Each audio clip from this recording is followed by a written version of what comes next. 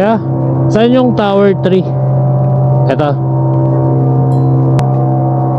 So, ito pala ang Tower 3. Ayan na naman tayo. So, pwede maghintay dito.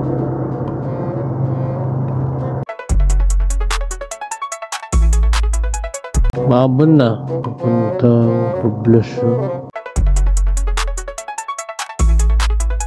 Ayan tayo na naman eh.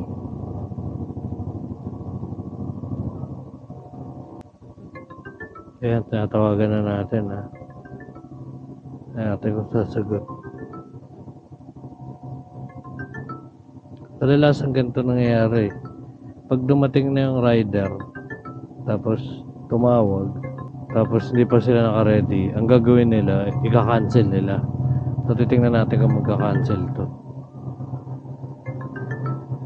Nakailan na akong ganito eh.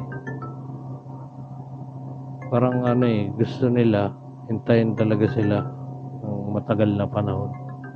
Iba kasi, 5 minutes lang po. Pag binayay mo kasi yun, 5 minutes. Alayo mo na nun. Chat natin. Hello po. Tapos question mark. Ayan, lagyan natin yan. Hello po. Tapos question mark. Yan na natin. Ay na po. Ayun. Pala, ganda mo.